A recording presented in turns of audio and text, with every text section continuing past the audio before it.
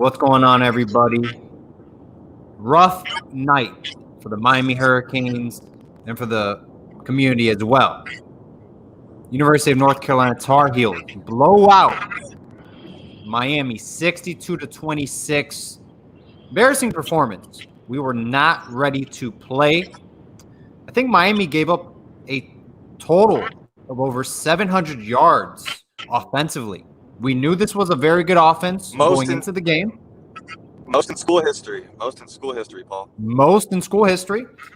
I think rushing yards, this is the highest ever in the ACC, I think, since 1975. I'm with my co-host, Brad. With me, he's driving back from the game. Brad, first thoughts. Where do we even begin, Paul? I talked about earlier on the timeline, man. It starts at the top, dude. I'm tired of being one of those fans where we just settle for being average and barely getting by, man. But this isn't it, man. We talk about Miami football standard, man, and we haven't had a standard in over 15 to 20 years. That's unacceptable, man. And I don't know if the University of Miami needs to start caring more about this football program and putting more money into it to get the right coaches who can actually have the resume to back it up. But what I saw tonight, man, I saw a head coach that had no fire, no passion on the sideline. It's unacceptable, man. The offense obviously started very bad, very quickly. Especially the first quarter, De'Aaron King kind of was the only guy that made anything happen, if it was anything. Our offensive line was getting bullied and pushed by a North Carolina defense that we all took for granted because we all saw every game this year that North Carolina's defense is not great at all. And yet, again, another football game where Miami plays down to the competition. And at tonight, wasn't even close to playing to the competition because Sam Howell, we talk about Sam Howell, who's a great quarterback. They could have had me at quarterback. Those two running backs abused the Miami football team. I don't know. I understand that we played Duke last week, and obviously Duke is the worst football team because we see what Florida State did to them today.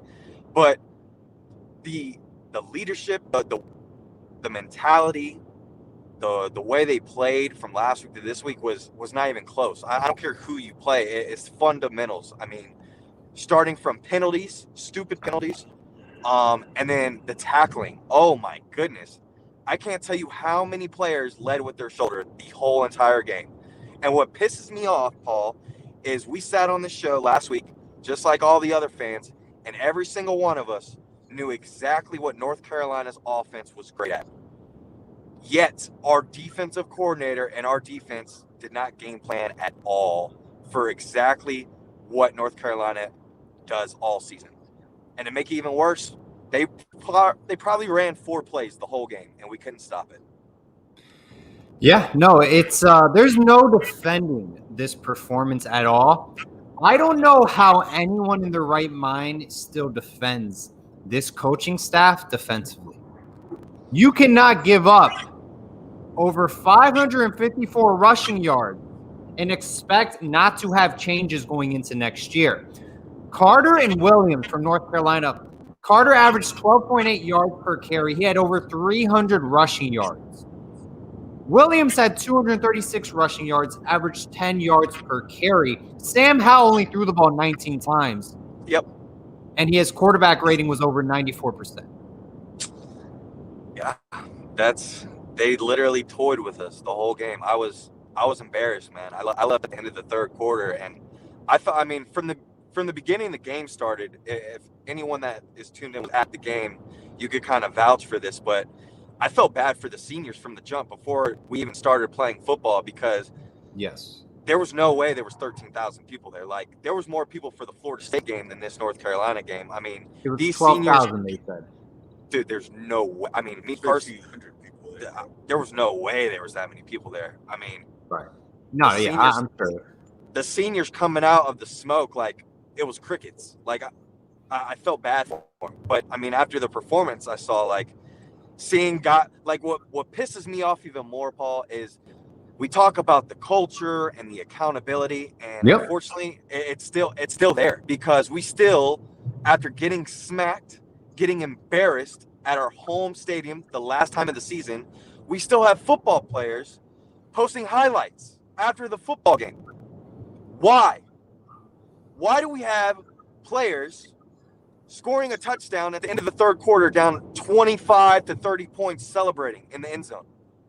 No, sir. This is not like any former football player for the Miami Hurricanes was embarrassed, man. Me and Co, we got to talk to Quadrant Hill, number 23. Anybody who follows Yes. Miami football, we got to talk to him a little bit at halftime, and man, he was like, "This is unacceptable, man." And like just seeing the coaching on the staff, man, is god awful. Like I don't even know where to start, man. It's ridiculous. It's embarrassing. It's embarrassing.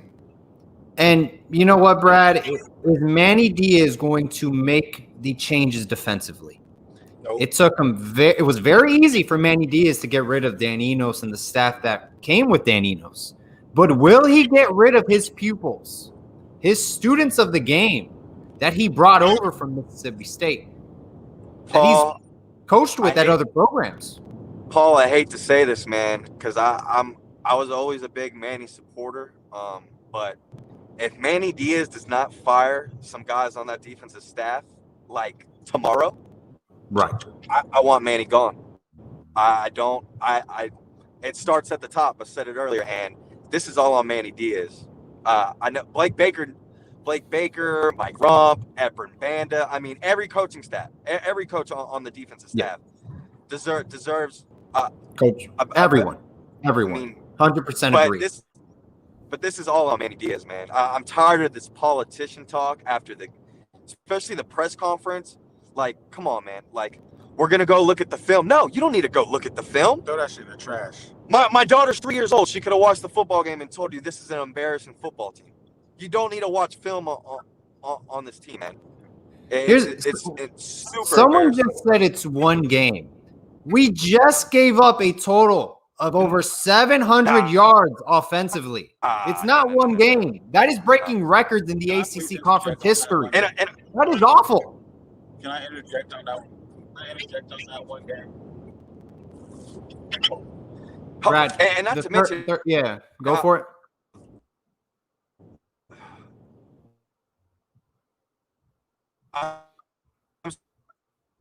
Brad is cutting. I think Brad is cutting out. Guys, this isn't just one game, okay? This isn't just a one-game thing. We gave up over 700 total yards of offense. That is not normal. That is not even normal in a video game. Well, without De'Aaron King, Paul, this team easily only has 4 or 5 wins. I think De'Aaron King personally by himself saved Manny a lot of wins this year. I think a lot of fans would have realized without De'Aaron King this year, Manny Diaz is not the guy, man. I'm sorry, but he's not. It sucks that our offensive coordinator that has been here less than a year has more respect from players, in my opinion, and sets more of a standard and sets more of accountability than our own head coach. Here's an interesting thing. This is what John Michael said in our group chat. 3 of the worst losses Miami's had in quite a while. I mean, the Clemson loss without Golden was pretty bad, but they're all under Manny Diaz. Losing at FIU, losing to Louisiana Tech. This was embarrassing. I don't know who survived this. I really don't. Paul, we were at the Clemson game, and I was at this game, and this was a way worse performance than the Clemson game. Yeah. Flat out. At least the coaching staff, from what I saw at the Clemson game, some of the coaches had fire under them. Tonight, nobody looked like they wanted to be there, man. $10 donation from Chug Mo Beer. Hello, Paul and Brad. Coach Diaz must fire the entire defensive coaching staff. There is no excuse for this disaster. They all must go now. Thank you very much for the donation. We greatly appreciate it. I Yes, thank you, 110% agree. Oh, I don't know absolutely. how you defend a coach like Mike Rump, Coach Packey, Coach Baker, Coach Banda. I don't know how you defend it. But one thing, Brad, the majority of those coaches I mentioned, who did they learn the game of college football from? Who was their teacher? Manny Diaz. And guess what? Every person that has taught Manny Diaz has gave him an ass whooping. Yes, sir. Mac Brown fired Manny Diaz for giving up a total of 500-plus yards against BYU, I believe. And Manny Diaz, like I said, if he don't fire Blake Baker tomorrow morning, he's on the chopping block, man. For the people that say, well, we still got a bowl game, fire Blake Baker, fire Mike Rump, fire Banda if you want. And you know what you do? You put Ed Reed as the safeties coach for the bowl game. You put DeMarcus Van Dyke as the cornerback coach for the bowl game. And Manny Diaz calls the defense. Brad, this is something I'm curious about. What is Ed Reed's opinion on this performance tonight? What is the conversation he's going to have with Manny Diaz moving forward? Terrible. So you know what? This is the worst part about all of this, Paul. A GOAT, one of the greatest players to ever wear a Hurricane uniform. I can't even, honestly, Paul, even if Ed Reed wanted to say something to the staff, I don't even think they listen to him. Wow. I don't. Brad, I think Manny is that guy where he has his group of friends and he's gonna keep that circle how it is. He's a baby Al Golden, man. Unfortunately, we're gonna learn a lot if Manny Diaz is another Al Golden, if he can fire his buddies. This is horrendous. Manny Diaz had a quote. He said, for recruits, if you want to come play, come to Miami. That was a rebuilding quote. That was an attack towards the veteran players in his system. Remember, guys, this isn't just Blake Baker's defense. This is Manny Diaz. He's very involved with this defense, right, Brad? Or do you think this is solely on Blake Baker? Oh no, it's especially tonight. It's like I said, it starts with Manny Diaz. Manny Diaz is the one that runs the strings for the puppet of Baker. And I could tell you in the third quarter, I saw with my own eyes Manny Diaz was calling the plays. I saw it. So this is just as much as on Baker as it is Manny. I mean, it's the whole defensive staff, in my opinion. The offense slowly got going, but you got to also look at the time of possessions for North Carolina. They either scored on the second play or they held the ball for 7 to 10 minutes and killed the whole quarter, to where the offense didn't have enough plays to even do what they wanted. And when they did, at least they executed later on, but it was too late. Brad, I want to pick your brain. How did you think Rhett Lafley's play call was? How do you think the offensive performance was? Remember, this is a bad University of North Carolina defense. Oh, it was not good. It was definitely not one of Rhett Lashlee's best play calling. I would give it probably like a 5. But something I saw from him that I don't see from anybody on the defense is adjustments. He at least adjusted throughout the football game. That is something that our defense has not done. Another $10 donation from Chug Mo Beer. Paul, after going 10-0 to start the 2017 season, we have gotten our butts kicked at the end of every year. Tired of the excuses. I've been a season ticket holder for 30 years. I'm a Cane for life. 100%. I will always stand by the University of Miami. The mediocrity that has been played out has been awful. It's been awful. Our staff defensively is not that good. You line it up to SEC programs at all. Not good at all. Not even SEC programs, Paul. We could even do ACC. We have teams North Carolina has a better staff. We have teams like Virginia, North Carolina, Virginia Tech. These schools have done more than the University of Miami has done in the ACC since we've been there. You can't tell me those programs have better talent and athletes than we do. No way. It starts with the coaching staff, development, accountability. We don't have any of that, man. We need to look. Our run game has completely gone downhill this year. Completely gone downhill. We cannot survive moving forward offensively without finding a key at running back. I think we need to bring in a transfer portal at running back. I'm serious. There's no rhythm at all. It's non-existent, Brad. And what gets me even more frustrated is going back to the accountability, Paul. You have Cam Harris a few weeks ago tweet out frustration about not getting the ball.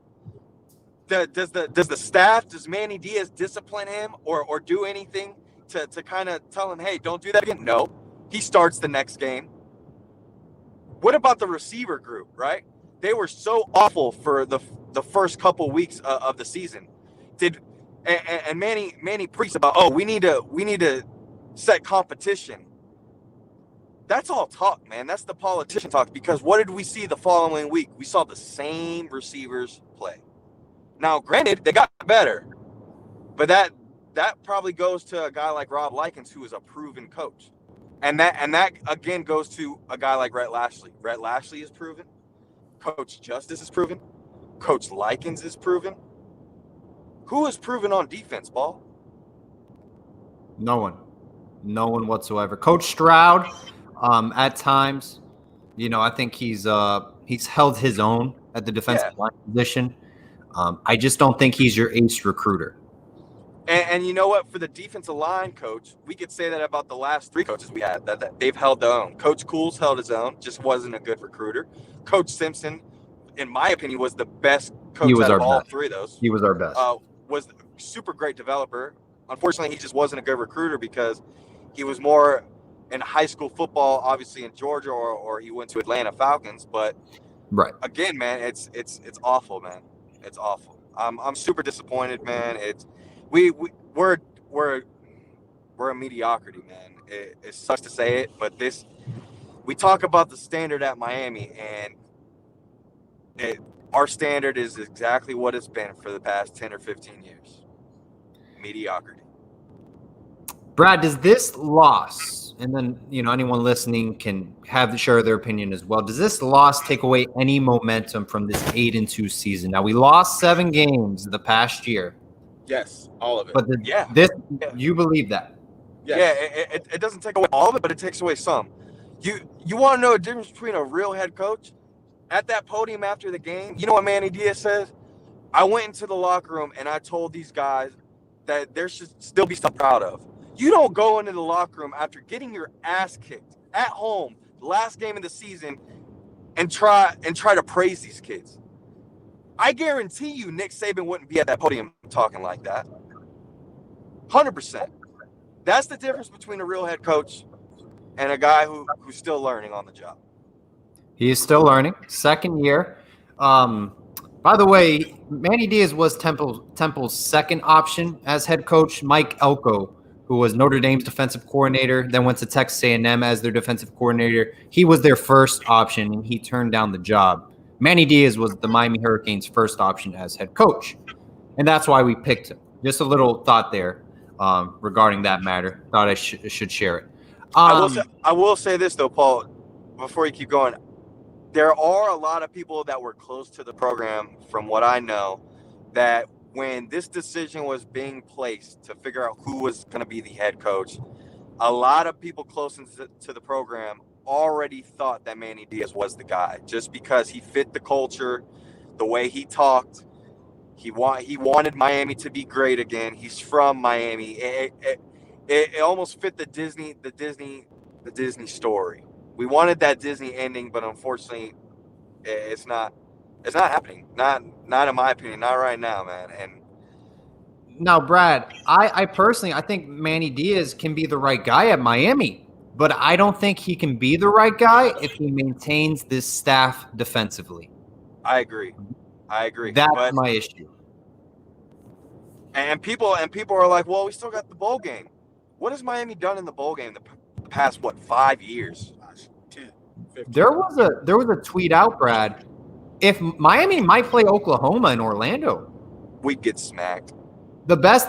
I mean, Lincoln Riley, offensive genius. Spencer Rattler, amazing quarterback. Yep. We A play Big any 12 offense. we play any type of offense, Paul. We're not going to do well. We're not going to do well. Phil Longo, the UNC offensive coordinator, in my opinion, he's one of the best offensive coordinators in college football. I mean, that was a true great offense. They led the ACC in everything. And you know what's even more hilarious, Paul? We've been talking so much about this defensive line and all the pressure. Where was the pressure tonight? And then what makes it even more worse, for all the ones listening right now, you know who the offensive line coach for North Carolina is? Stacey Searles. Where was he just at? He was at Miami.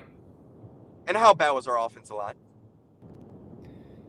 It was very bad. A lot of low confidence in players, Navon Donaldson specifically.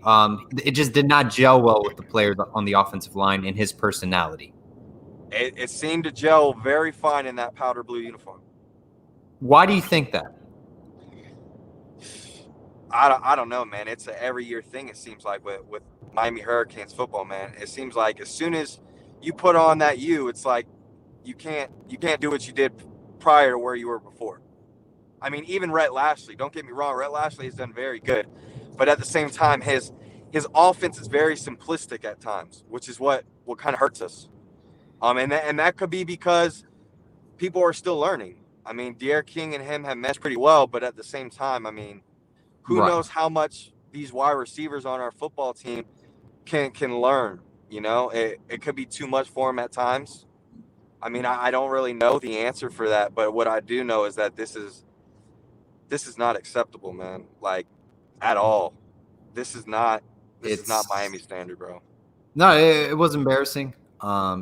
Giving up 60-plus points, over 700 total yards is that's like us playing Savannah State, you know, and UNC is us. We're Savannah State.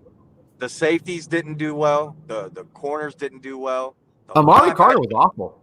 The linebacker, no, everybody was awful, in my opinion. Right. No, DJ Ivy got burnt so many times.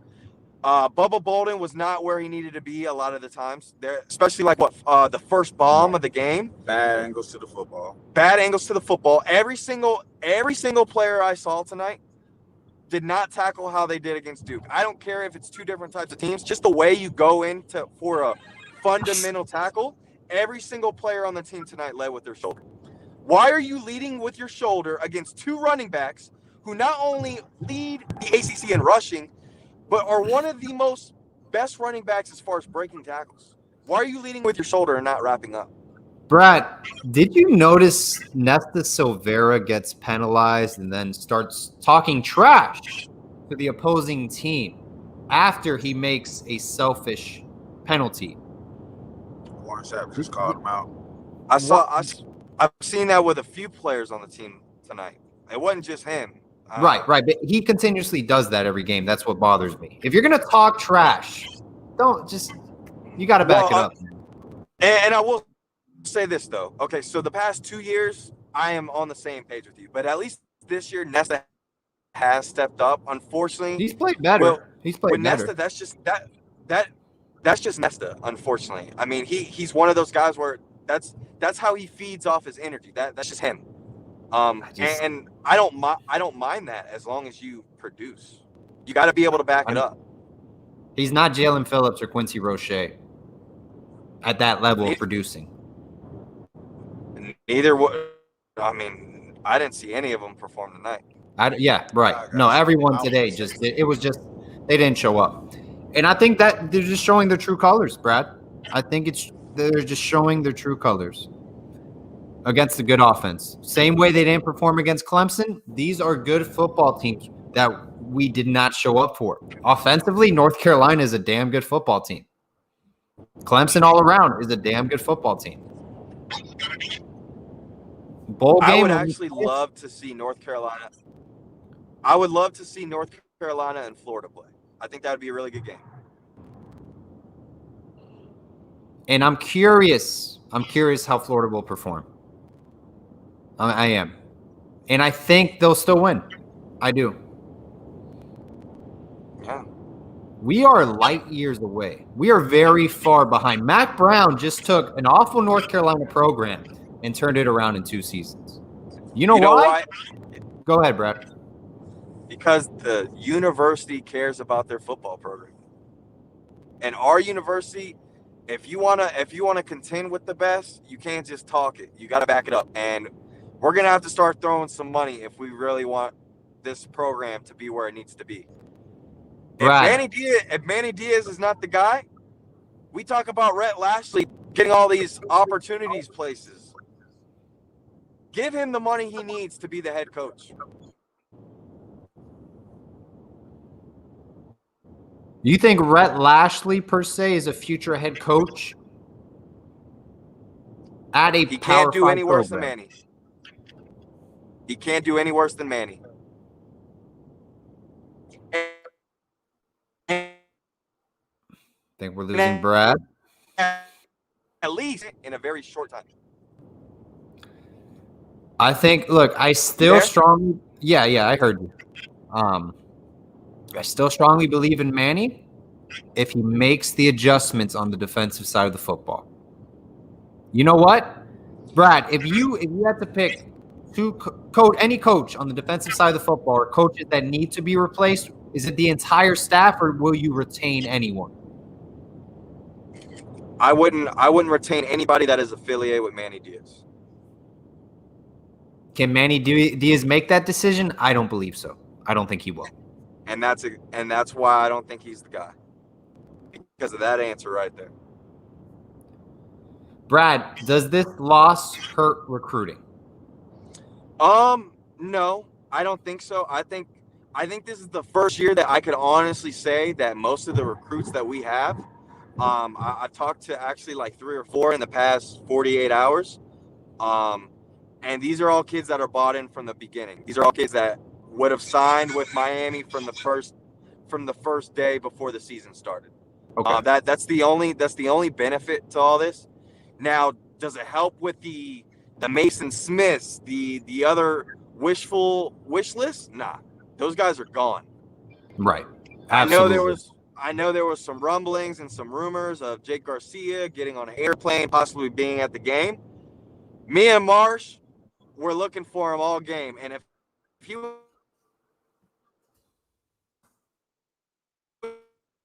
at the game, he would. You there? Yeah, I think you were breaking up. No, so going back to Jake Garcia, there was rumors obviously of him being on an airplane, flying, possibly being at the Miami game. Me and Marsh were looking for him, didn't find him anywhere. So if he was at the game, he was probably in the bathroom stall crying, because I would have been disgusted if I was a recruit watching that game.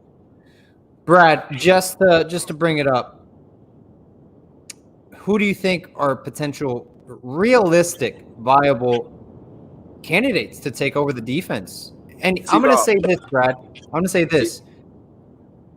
Trayvon Robinson? Yep, number 1 on my list. Give me T-Rob.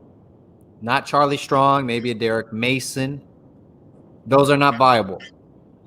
I think Derek Mason possibly, but I think T-Rob fits Miami. I think and another guy. Actually, you know what? If Manny Diaz is not the guy, give me T-Rob and give me Kevin Patrick.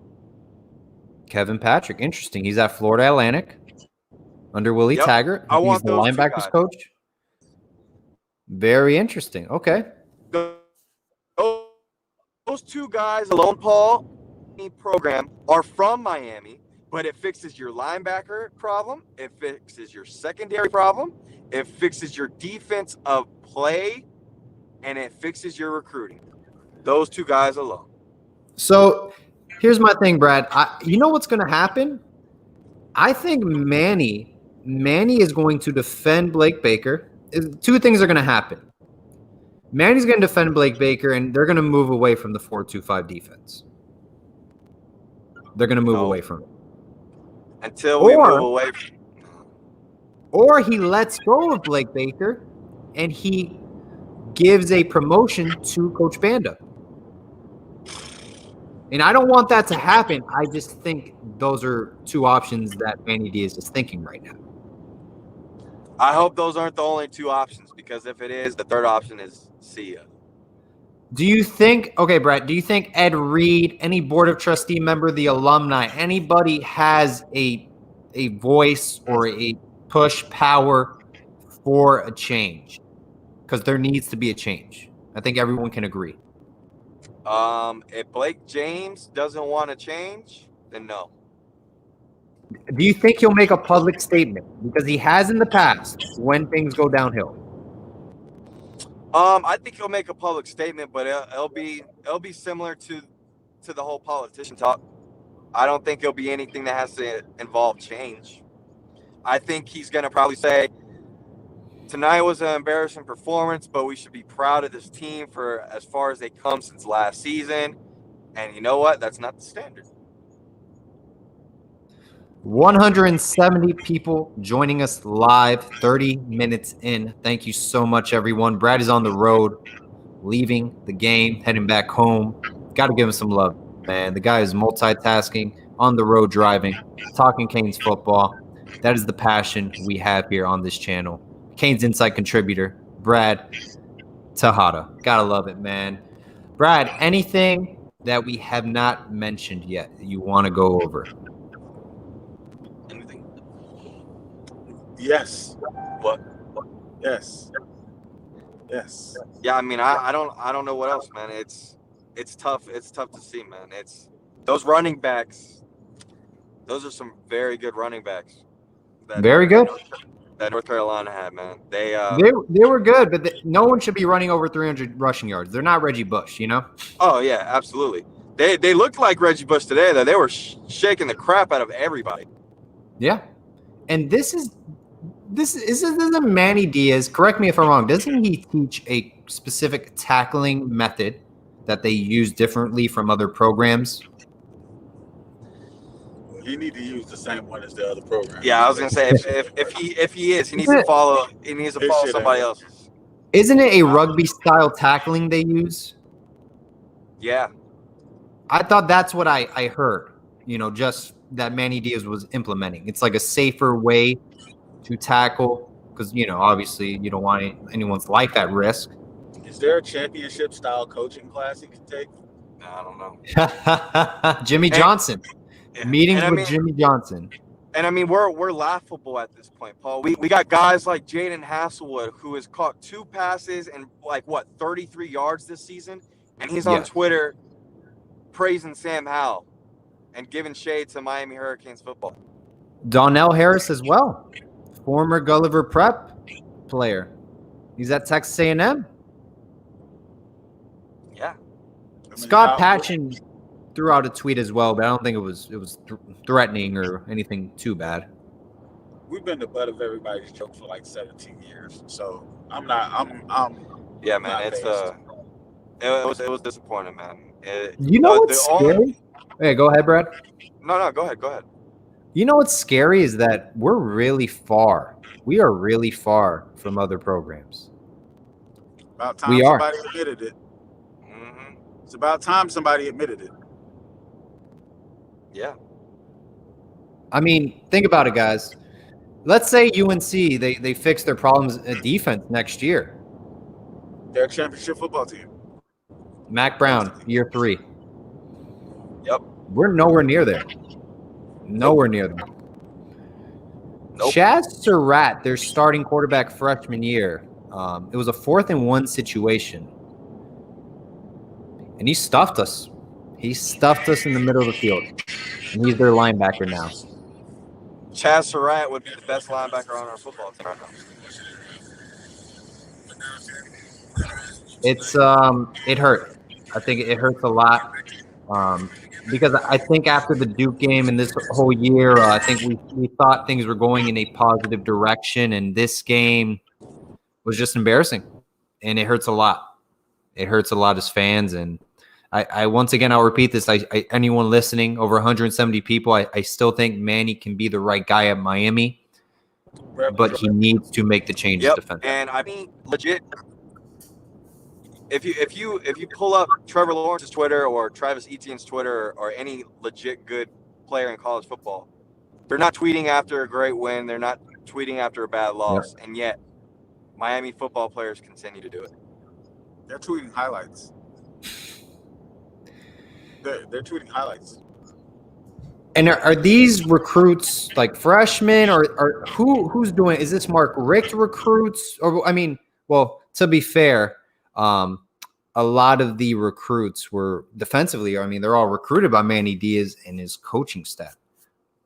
So, I mean, in a sense, this is Manny Diaz and his personnel, his players. Manny Diaz era. It's what it is. It's been like that since Mark Richt hired him. It is what it is today. Manny Diaz is incorporated in this defense heavily, and he deserves a lot of blame. Not just Blake Baker. He deserves a ton of blame. This whole defensive staff, and Manny Diaz as well. It hurts. It's disappointing. Change needs to happen. Diaz and his staff and the whole program in itself. Brad, welcome back. So who are the players specifically tweeting out highlights? Do you recall? Brevin Jordan, Gilbert Frierson, Couch, DeCorey Couch, Bubba Bolden. Pretty much everybody on defense who had a tackle. How do you think we can change? How do you think the program can change that? Because you mentioned some players. I mean, Bubba Bolden, he's been a key player the whole year. To Corey Couch, up-and-coming underclassman. I'll say this: Bubba Bolden has dropped off tremendously for about four or five games now. He's not the same Bubba Bolden. Yes. Do you think that's getting into the draft stock in their head? Oh man, I might go in the second round, third round. I'm the best safety in the nation. Do you think it has anything to do with that? Outside noise? I got a question for you. Why do you think these kids come to Miami to play football? What reason do you think they come to Miami to play football? Transfer portal players? Anybody. Any of the players on the team. This is my thing, ready? University of Miami, I kind of view it as like Indiana basketball, Georgetown basketball. It had its golden era. It's still a big name, but they haven't been really good in a long time. It's the name, it's that logo. But are you really good right now? Or are you just playing to look good because it's the U? Oh, okay. Man. Let me rephrase.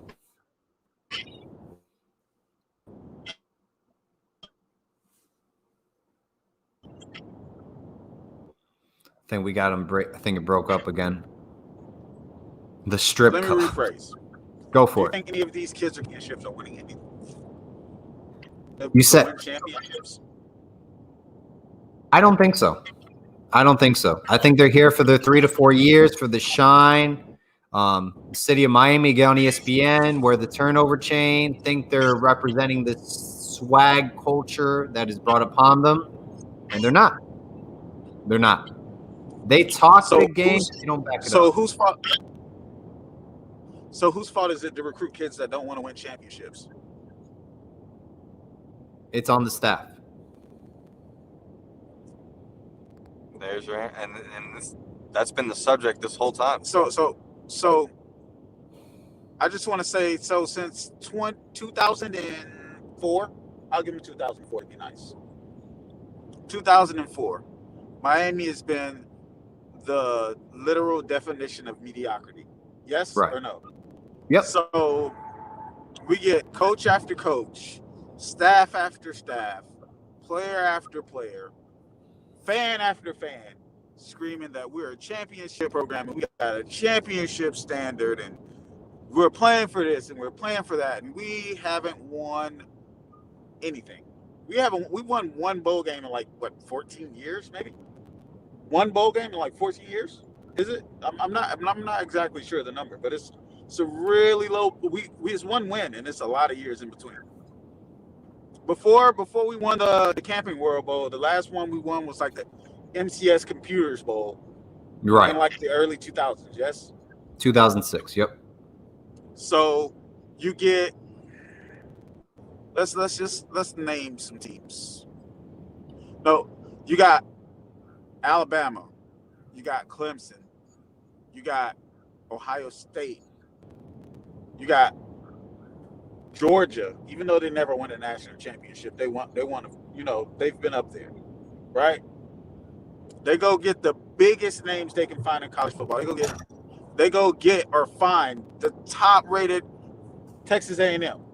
They go pay Jimbo lottery number money, right? They pay him lottery number to come to Texas A&M, right? Where's Texas A&M right now? They're looking for a spot in the college football playoffs. Yes, and Jimbo's been there 2 years, 3 years. Yep. So if the University of Miami actually wanted to win a national championship, wouldn't they go do that with one of those guys? They may not have spots for those guys at those programs. How? They paid Manny Diaz $3 million not to coach at Temple. Right. But can those players? Do you think those players can play at Texas A&M? I think a good coach can develop and motivate any player they want to play in the ACC. The ACC isn't shit. It's Clemson and nothing else. Right. So there's no reason why you can't put on a competitive football game against Clemson or North Carolina. North Carolina put on a competitive football game against Clemson, right? Right. So even though we might not be the best, we might not have the same talent as Clemson, we can be competitive in football games, right? But every year, it doesn't matter if it was Manny Diaz, it doesn't matter if it was Mark Rick, it doesn't matter if it was Al Golden. We have not been competitive in big football games in a decade. Years. We have in a not. decade. We haven't been good in December in decades. Haven't been good in bowl games in decades. So we haven't been good in December in bowl games in decades. So where do we start? It doesn't matter. We can blame Manny. Yes, I think Manny's a terrible coach. I'm just my opinion. I think he's a terrible football coach. I do. I don't think this is the job. I think he's in over his head. Honestly, I think he is. He has a team full of prima donnas that wants the spotlight, and he's doing nothing to try to change that. But it's always been that way. That's the standard. That is the standard. That's the standard of Miami football. That is the standard of Miami football. Prima donna Instagram, Twitter guys that play good football games against subpar teams. That's Miami Hurricane football. And that's the difference between our players and a guy like Trevor Lawrence. The only time Trevor Lawrence is on social media is when he was asking the NCAA to let everybody play. I think what Miami has to do is recruit heavily in South Florida specifically. And you got to recruit the under-the-radar kids. That's the Taiwan Mullins, the Tutu Atwells, the Elijah Moores, the Anthony Schwartz that you did not want to offer initially. And then they go to other programs and they do extremely well. I think that's what you got to do. Because the prima donnas, who's a prima donna on this football team, you guys think? Just start naming players. Just name Nesta? Nesta this year, maybe not as much. I would say like his first or second year. But first or second year? Brevin Jordan. Okay. I mean, where do we even start? There's a lot. There's a lot of players. Cam Harris was super quiet his first and second year, and now all of a sudden this year he speaks up. But my thing is, if you're going to speak up, you need to back it up. And that's something that's another standard of Miami Hurricane football. And it's not even just the players, it's us fans too, unfortunately. We have a good talk game. We can talk the talk, but we can't walk the walk when it comes to happening. I don't have anything else to say about this Miami Hurricane football program. I'm personally disgusted. I mean, the staff, the what do you want to call them? The board of trustees. They don't see fans like us that get up out of their beds at 4 a.m. to drive 5 or 6 hours to the game, spending insane amount of money to come watch this football team play. Yep. And they put whatever product on the field that just whatever goes out there is out there. You understand what I'm saying? And I was telling Brad earlier, I'm like, hey man, look, if I was smoking crack for 10 years, I'm a crackhead. I'm not a dude with a temporary problem. I am a crackhead. We've been mediocre for 18 years, bro. We're a mediocre football team. That's it. Yep. I'm a casual college football fan now. Like, we're until Miami wins something or puts a different product on the field from what I'm seeing, because I've been seeing the same football team all year. It doesn't matter who we've been playing. This just rips the Band-Aid off fast. But we haven't looked great this year. We looked great against Duke. That's it. Yeah. We didn't even look great against Florida State at first half. I'm just So saying. true. Let's we're being real. We didn't look great against Florida State in the first half. We didn't look great against UAB. You know, we haven't put a good product on the field. I can't tell you. The last time I seen a good college football, the last time I seen a good Miami Hurricanes football game was the Notre Dame game, and it was a one-hit wonder. It hurts, guys. It hurts a lot. Now we'll learn a lot more moving forward about Manny Diaz and the decisions he makes moving forward. Guys, thank you so much for coming on. Greatly appreciate your time. I as a fan watching you guys travel and taking the long road trip down to watch the game, tip my hats off to you guys, man. Absolutely. If anyone is going to complain, it's you guys, for sure. No doubt about it.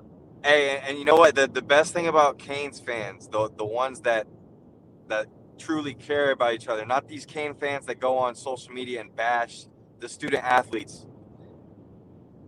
It was great to see other Cane fans that I talk to on a regular basis, seeing Andres Borgalis, seeing his parents, seeing Elijah Roberts' parents, seeing Joe Williams, Quentin Williams' dad, seeing all these people. I mean, at the end of the day, it's Canes fan. And we're always going to stick together because we love this program and we love the orange and green.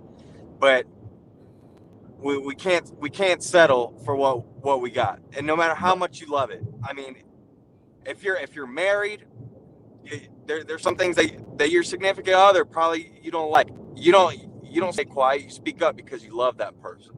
Same thing with this Miami football program. Just because we're bashing them, just because we're critiquing them, it doesn't mean we don't love this program. It's just we're tired of settling. We deserve better. Couldn't agree more. Thank you guys so much for coming on. Of course, brother. I'll talk to you. All right, guys. Drive safe. Have a great night. You too, bro. All right, man. Peace. Ross, welcome to the Scoop on the E, my friend. What's up, man? How you feeling?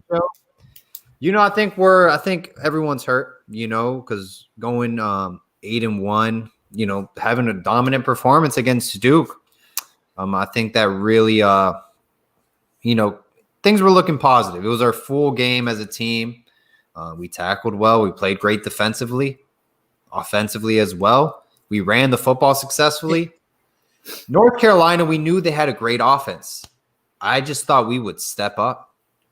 We weren't even – I mean, I think they scored on every drive. Almost, yeah, almost. In the first half, they did, I believe, except for that last one where it was just going into halftime, you know. But I think they scored on every drive before that, though, every real drive before that. Danny Enos – I mean, sorry, not Danny. Mark D'Onofrio never gave up a total of 700 yards. No. Mark D'Onofrio, our worst defensive coordinator. I don't know if I've ever seen anything quite like this, Paul. Honestly, I really don't know if I have. Have you ever seen the University of Miami give up 200 yards to two running backs with over 10 yards per carry for 4 quarters? I've never seen anything like it. We faced Dalvin Cook at Florida State, the Devontae Freemans. I mean, we've seen a ton of great running backs. Giovanni Bernard was at North Carolina, good running back. Clemson, I mean, Travis Etienne, we just saw him. I don't think we ever – this is absurd. I'm blown away that them knowing that this was the last game of the season. You know, they knew we weren't going to be playing Georgia Tech. They knew this was it if you wanted to make a big impact in the rankings. We've been talking about how we're not respected. We're not respected. Well, this is why we're not respected, because the guys truly didn't think we were actually that good, and we went out and we proved we weren't really that good. No, I mean, by the way, Sam Howell only threw the ball 19 times. He completed 14 of the 19. I mean, he would have eaten us alive. Yep. They just kept running the ball down our throats until we proved we could stop them. Yeah. And we couldn't. No. Ross, I spoke with Brad. Coaching staff defensively. Is there any way to defend these guys? I can't think of anything. I think everybody needs to go. I don't know how you defend them. I really don't. I can't give any excuses for anybody in this game. There are guys like Stroud, guys like Banda that I'm not wanting to get rid of right at the moment here. I mean, it was a terrible performance no matter what, but when I think about getting rid of guys, dude, it's Baker, it's Rumph, and possibly Patke. Those are the three guys that stand out to me the most. And I'll tell you right now, dude, I'll tell you exactly why I think Diaz hired Baker after watching this today. I think Diaz knew all along that Baker was nothing but a glorified cheerleader, and he would absolutely run the schemes that Manny wanted to with zero arguments about it. He would have nothing to fuss about, nothing to complain about. He would just do anything Manny says, and that's where I think we're at, sadly.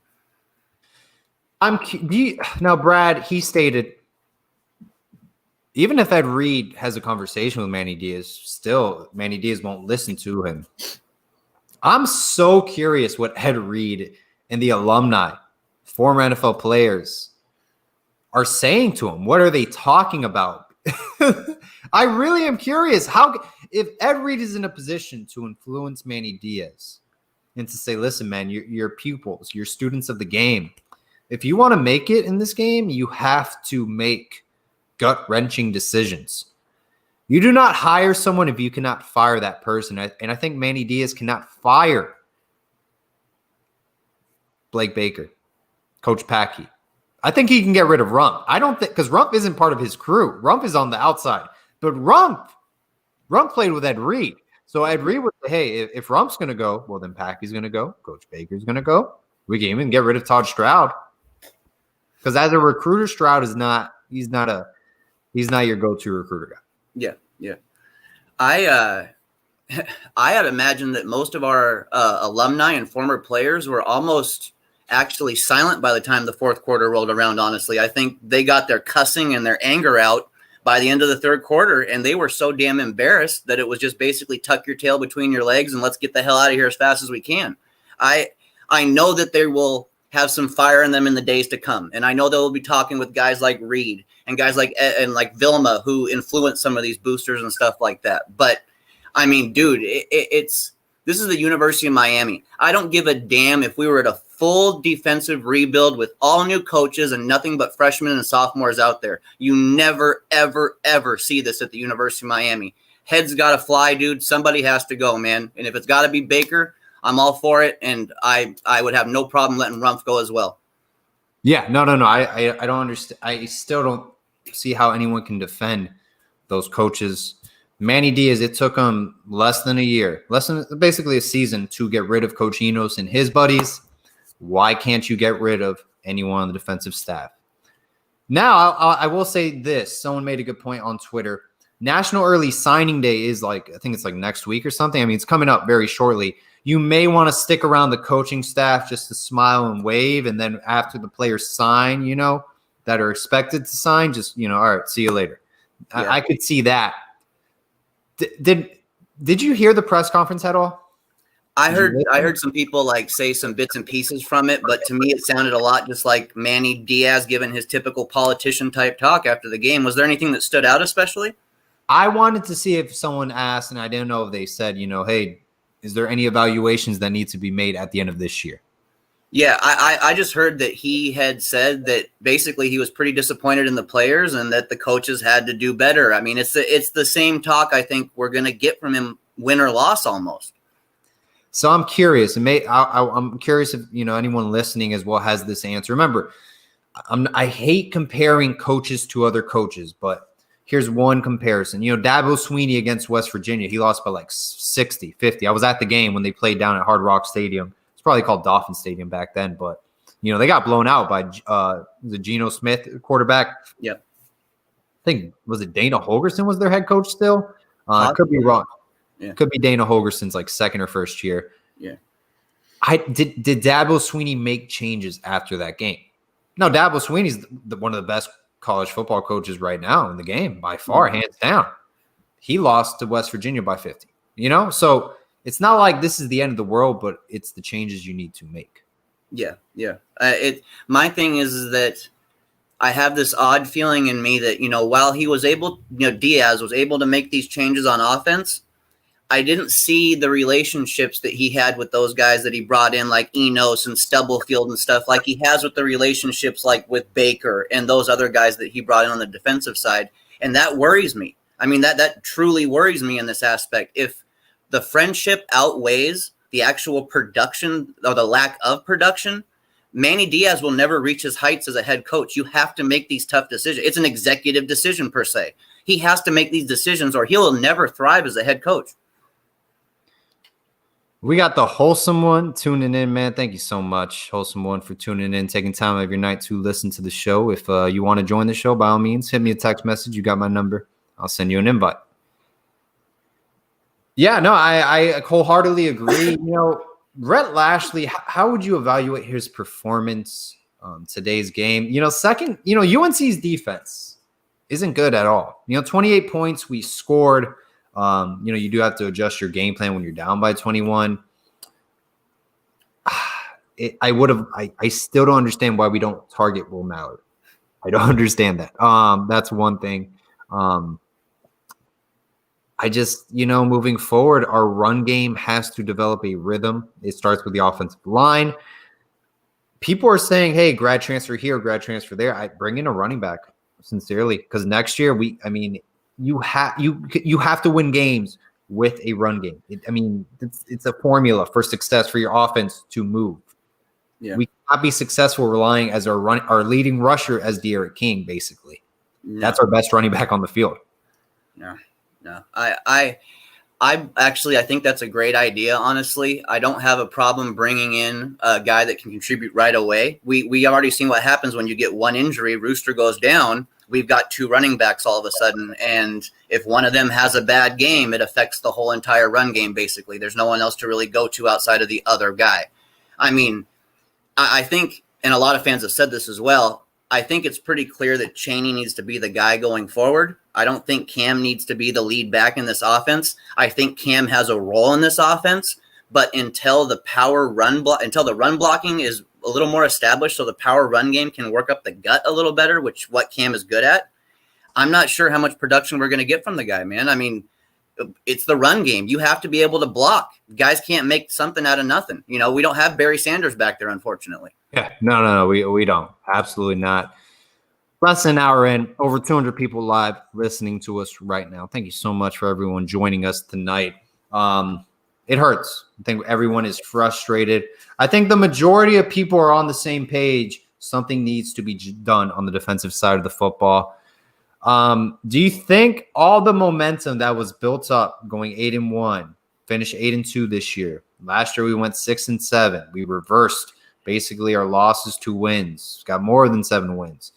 Is that momentum died after this game, or is it still there? There's a degree that it died at. When you give up 60 points in your final game, there's always going to be a degree that's just a letdown for the entire, the umbrella that's all over the top of the team, from AD down to the coaches, down to the players. It's a letdown, man. But when you look at the grand big picture of it, and my question has been to a lot of other fans, had at the beginning of this season, after what we went through last year, if somebody had told you that we would finish with 2 losses and maybe be ranked around 15, 16, 17, would you consider that to be a bad season, or would you consider that good enough progress? And that's where I've been fighting that as well. I'm not 100% sure how I feel about this team. There's times where I feel it's a good team. There's times I feel it's a very mediocre team. And then it's something like happens today where I start questioning a whole lot of it. I start questioning damn near everything. I just think that no matter what happens, we got to come out and show a little something in this bowl game. We can't let this win or this loss define our entire season. If we come out and we have a showing like we did against Louisiana Tech after losing to UNC how we lost, I will say that we crashed and burned pretty bad. Someone said, "Stop it." Miami wins next week, then beats an SEC team in the bowl game, and it's all good. No, like I don't think you understand. Like we're not beating an SEC opponent if we're not like No, we're Florida. not Like, we're just going to beat Florida, Texas A&M after we gave up 700 total yards to a great offense in UNC. Like no, like we're not. By the way, Oklahoma would do the same thing to us. Yeah. That's the projection right now as a Big 12 opponent because UNC, they take the higher ranking. So if Notre Dame doesn't make the college football playoff or they do, UNC would be the next team up. I don't think we're going to play an SEC opponent, which takes us to Orlando for the Camping World game against a Big 12 opponent, which might be Iowa State or Oklahoma. Big 12 is known for offense, not defense. Yeah. UNC is the same comparison. We'd be screwed. I don't see how, especially if we're not beating Vanderbilt. No. I just, the way I see it with the SEC is that you're looking at these battle-tested teams year after year after year. You're talking about established depth. You're talking about all the things that we just don't have right now. We're in a process. We're trying to move forward. A loss like this can be a wrench in the gears or whatever you want to call it, but there is a chance to still make this season positive. There's no doubt about it. You close out this season with a good bowl win. You keep this recruiting class tied together. We're still moving forward. As long as we don't consistently move backwards, I will try to keep some faith in this process. There's definitely a lot of positive steps. We saw that offensively. You know, I just it does worry me that a school like UNC is that ahead of us. Yep.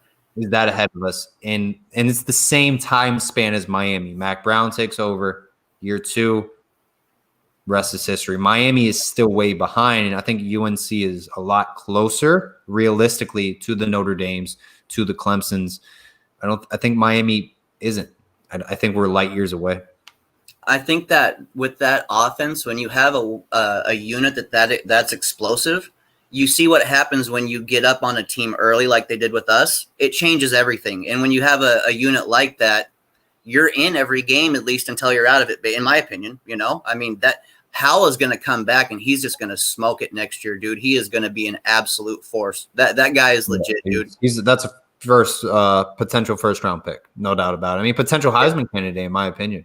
I think his touch on his deep passes today it was beautiful, man. He dropped some absolute dimes in there, dude. And man, it's tough. I guess one of the things I want to ask you, I got a second here, man, is, I mean, we're talking about Baker and we're talking about, changes that might need to be made. Is there anybody that stands out to you that if Manny does get his balls underneath him and makes the change at defensive coordinator, is there anybody that you really would like to see come in? Here's my thing. I'm more of a realist per se. So like realistic defensive coordinators, like for example, like I don't think Will Muschamp is a realistic defensive coordinator. I think he goes straight to a Georgia or an Alabama. I think he's already in. I think he's going to stay in the SEC. Derek Mason from Vanderbilt is a name that's floated around. I don't see it per se. I would love to have him on board. Like I said, I think the SEC grabs him away. I just don't think we're going to spend the money to go out and get a defensive coordinator. I think we can do it. I just don't think we're going to do it. Trayvon Robinson, the name Brad mentioned, that's an interesting name. I think we can do better. I want Charlie Strong, if that's a name. I think it's possible. I think it'll go great with recruiting in the state of Florida and in South Florida. I would prefer Charlie Strong, but like Wholesome once said, Miami, they're not going to lay out huge amount of money for a defensive coordinator. I mean, it's unfortunate. I don't think personally if Manny does make a change, I think they change their defensive scheme. That's it. That's all that's going to happen. Do you think it could be more likely that a position coach would end up going as opposed to Baker? Yes. Coach Rumpf. Yeah. Coach Packey. I think those two. And then they will bring in new guys and they'll change the defensive scheme. That's my realistic approach. They're running a 4-2-5. They're going to go away from that. Yeah. is Robinson a realistic option at position coach for us at CB coach, or is that not going to happen? Well, he was a defensive coordinator at an SEC program. So he's a free agent. I think as a position coach back in the SEC, I think that would be a great option for him, but he's open, and I think he's a viable option. I think that is viable, just money-wise as well. He didn't kill it in the SEC by any means at all. Will Muschamp is really the best defense. He's Will Muschamp. He did a great job at Florida as a defensive coordinator. So, I just think, he's a local guy, went to Coral Park Senior High School from Miami. But I'm not even crazy about him as a defensive coordinator. I just think that is a realistic option as someone we could possibly hire. Yeah, I got you, yeah. But if Miami wants to kill it, they can literally, if they want to put in money and be good at football, they can do it. They don't want to. We saw, that they were willing to make the changes with the offense. Are they going to be willing to spend that kind of money 2 seasons in a row? They did it on offense, so they're going to want to do it on defense. But I can say that, I have some guys, that if Manny, like I said, did make the change at DC, which I'm not really sure he's going to, but there's the pipe dream guys. Like if you could convince a guy like Corey Raymond, to leave you and become the defensive coordinator, our secondary becomes elite immediately, Corey Raymond, he's the defensive backs coach. He's head of recruiting for LSU. Yeah. I don't think it's going to happen. The pipe dream, Yeah, I think LSU is going to keep him moving forward. That's their best recruiter by all means. Yeah. Not only that, SEC programs know who Corey Raymond is. Like you're gonna have to fight. People are gonna want to hire him. Derek Ansley, he's the defensive coordinator from Tennessee. That's someone I wanted a long time ago. Tennessee has him; they're going to keep him. It's Tennessee. You go into a bidding war with Tennessee. They're going to drop money. Yeah, they got time. And Charlie Strong, he's going to be Alabama's defensive coordinator. So, is there anybody that's a sleeper? Is there anybody even at like a defensive line coach that's intriguing in the NFL that's had success, like a Tosh Lupoy or something like that? Top of my head, thinking right now, shit, man, it's tough. Yeah. I'm sure there's there. If you really break it down, go into like the ranking like that, you can pinpoint someone. But I can't think of anyone, right now, top of my head that Manny aligned with, that Manny's familiar with. I just think Manny, it's going to stay in the Manny farm system. Either Banda is going to get a promotion. They're going to change. Manny Diaz is going to take complete control over the defense, and Baker's going to be like demoted to. I don't think there's going to be a legit firing. I'll stand by that. And if I'm wrong, if Manny Diaz brings in a defensive coordinator and fires everyone, hey, Manny, you have my utmost respect, and I'm here to wait to see the rebuild. Yeah. But it's going to be a while. Good coaches make good moves, and good coaches don't often make the same mistakes twice. So that's where I want to see Diaz with this, where he takes a really hard look at this. And like I said, that executive decision type thing where what's better for the team instead of what's better for my friendship. Absolutely. How old is Bud Foster? That's great. Yeah, no, if you pay cheap, you get cheap. Now, here's the thing, guys, about college football modern day, and everyone knows this, I'm sure. The cheap way, finding that diamond in the rough, is very, very slim now. The Dabo Sweeneys, your Jimbo Fishers, in a sense, Jason Day at Ohio State, basically kind of reference coaches or interim coaches that were already in the system. The odds of Miami having the right guy right now, that's not Manny Diaz, to be the right guy at their program, it's so slim. It really is. A lot of these programs, Clemson, Alabama, even Ole Miss, they're very funded, very well funded. They're willing to invest, and their coaching staffs are A1. Do they play dirty? Yeah, of course. They play dirty. The SEC is a dirty, dirty conference. That's not coming from me. That's coming from an ACC assistant coach that stated that. Yeah. They play a dirty game. It's well out there. Everyone knows that. Does Blake Baker make 6 figures, $140,000 a year? I don't know that. I don't know, but that's very cheap if it is. That's a very cheap salary.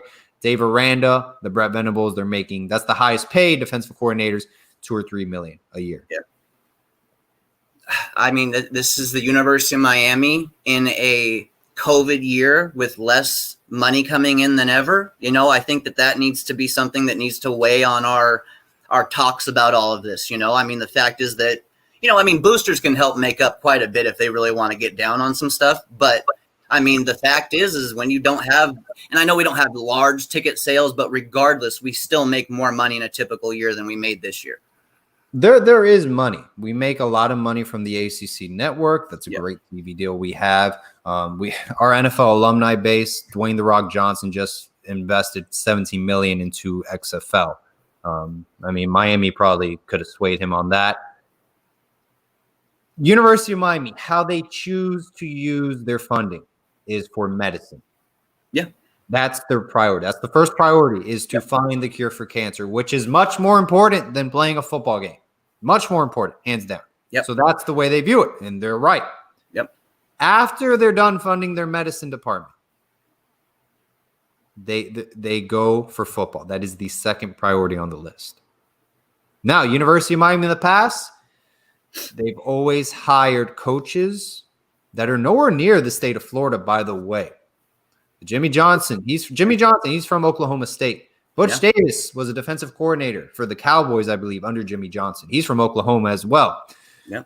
Erickson, he's from Washington State, the state of Washington. Yep. Nobody's from the state of Florida. So this whole you got to be a Miami guy thing, I don't believe it at all. Dan Mullen wanted this job like 3 times. Dan Mullen is killing at Florida. I know they just lost to LSU. I know, but he's doing them. They're on a better path than Miami. Yeah. You just need to get Todd Grantham's not working out at DC. This, like you said, the whole idea that it has to be a Miami guy, I think that's starting to wear more and more thin with the base. Honestly, I'm seeing less and less guys saying that if we're going to make changes, it has to be a guy from South Florida. We have to go to a high school and make sure we hire a South Florida high school coach to replace somebody. Like, I'm not seeing guys really doing that. I'm seeing the conversation actually open up a little more nationally, where we're seeing guys like, mentioning Robinson and stuff out of South Carolina and things like that. I'm starting to see the fans open their eyes a little more. And I think the Lashley hire had a little bit to do with that. They saw that we were willing to go all the way to Texas and draw a guy out of Texas to bring him to Miami. And I hope that's a sign of things to come, honestly. I hope we're willing to continue to do that when needed. I will say this. I know I hate Donna Shalala. I cannot stand Donna Shalala. The collapse of the Orange Bowl, that Donna Shalala she did not want to play in the Orange Bowl anymore, but she did not make that decision. That wasn't Donna Shalala's decision. That was the city of Miami's decision for the destruction of the Orange Bowl. The mayor of the city of Miami at that time was the father of Manny Diaz, who's our head coach. Yep. But Donna Shalala, yes, she did not want to play in the Orange Bowl anymore. She wanted to play at Dolphin Stadium, whatever it was called back then, Land Shark, whatever. I call it Pro Player. That's how I always used to call it. Joe Robbie, that's where she wanted to play. She wanted to leave for the Orange Bowl, but she did not make that decision. Secondly, Donna Shalala did want to bring in Barry Alvarez to be the head coach. If Barry Alvarez takes over that 0-1 team, you have your future head coach and your AD. I think the program is into a better direction. I don't like Donna Shalala by any means. I agree. She hired Al Golden. That was an awful hire. She's part of the trending downward of the University of Miami football program. But Donna Shalala, Barry Alvarez, I don't know how interested he was in the job. I was told he wasn't that interested per se compared to what is spoken about. But Donna Shalala, yes, I agree. She was a part of the program heading downward completely. Yeah. Barry Alvarez, dude, no doubt in my mind. That's an improvement for us. No doubt about it. We're 8-2. We are 8-2 right now. It's improvement. It's improvement. Yes. Why do you think? We still got to play a bowl game. Oh my gosh. I'm so curious who we're gonna play in the bowl game. I really am. Now the Orange Bowl, the SEC Florida rematch, I think that's out the door. Yeah. Unless like UNC somehow is ranked worse than us, that won't happen. So that's going to be out the door. I think it's going to be a Big 12 opponent. If it's in Iowa State, that's a good matchup for Miami. Yeah. Our athletes versus theirs. I like that, but you got to remember though, too, Iowa schools are known for being a little tough in the trenches too. So we got to be prepared to battle there. Yeah. Yeah. No. I mean, it's going to be interesting how we match up against a Big 12 opponent per se. Big 12, they're a heavy offense. That's what they run. Or, Iowa State, that's an interesting team. What's his name? Brock Purdy is their quarterback name. Yeah. He's a pretty good quarterback. So if Miami better show up. I'm tired of losing bowl games. Do you think if there are changes, do you think it happens before the bowl game or after? Oh man, I mean, I think it happens after, but if I'm the AD or I'm Manny Diaz, I'm making changes before the bowl game. I want to bring some life to that defense as much as I can, and sometimes offering a different guy a role can inject some life into a unit. We've seen it before. It's not a long-term fix by any means, but we're just talking about a bowl game. So, heck, if we got a young guy that we might like a Banda or something that we want to just see what Banda comes up with on defense, let Banda explore a little bit and see what he comes up with. I'm totally okay with that just to see where we're at with it. Yeah. No, it's going to be a really, really interesting offseason bowl game if there are no changes, because that Alabama game, it's going to be ugly. It's going to be ugly. Really ugly. Even if King comes back, man, we're not there. We're just not there. Ross, after this game, all the players that had that off, everyone can come back basically. The Harleys, Roche's, Phillips, King. After this game, the Boldens. Do you think anyone should still leave? Because you guys haven't proved me anything. Phillips did not show up at all today. Roche was non-existent. Now he may have to leave because of his age. De'Ara King, I don't think De'Ara King played that bad. I don't think he played bad. I thought he carried the team per se. Yeah. He had to do it on his own for a little bit, Right. Bolden needs to return. If he wants to leave, that's fine. He needs to return. I would say that a guy like, Jared Williams, Roche, guys that are a little older and stuff, I could see them going.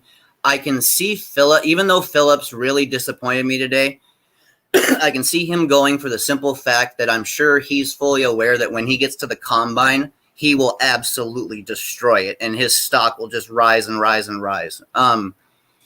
Frankly, everybody else needs to come back, dude. And honestly, I think if Phillips was wise, Phillips would come back for another year of seasoning in college before he went pro as well. But, I guess if I had to say, I'd say Jared Williams and Roche will be the guys that'll end up going pro for us. Barry Jackson, the Miami Herald. I know a lot of people were giving him trouble for his miscommunication without blades, whatever you want to call it. He did report Jared Williams was leaning towards declaring because of his just age. Yeah. In his eyes, wasn't really a reason to stick around like a 6 year of college football.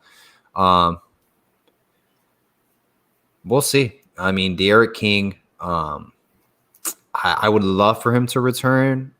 He hasn't really kind of expressed any emotion, any feelings that he's declaring as of right now. I did see a picture after the game that showed Mike Harley back on the field in full uniform, just standing by himself looking at the field.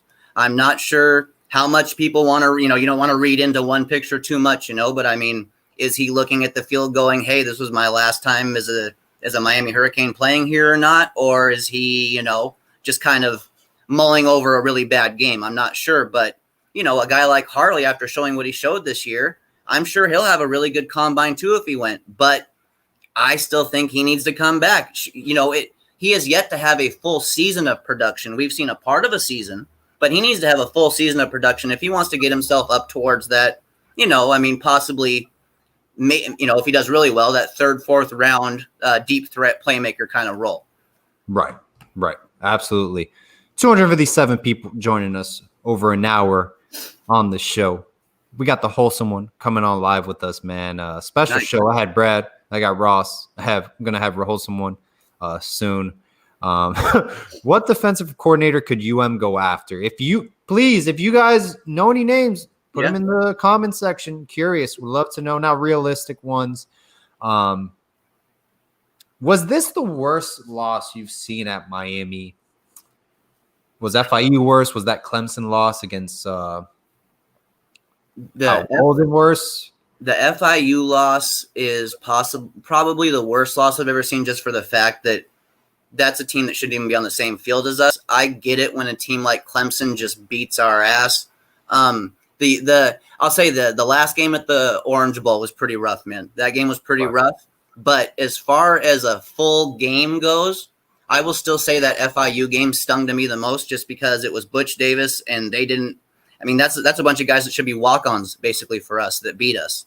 And I'd say that this game, not the worst game I've ever seen at Miami, but it was the worst defensive performance I've seen at Miami. We got the Wholesome one on. Wholesome one. Thank you so much for joining us, man. What's up, Paul? Can y'all hear me? Yes, y'all sir. hear me good? Hear you perfect. Man, what I tell you, I know it's probably a lot of questions. I've been in here listening. It's always a blessing to be on the channel, with you, Paul, of course.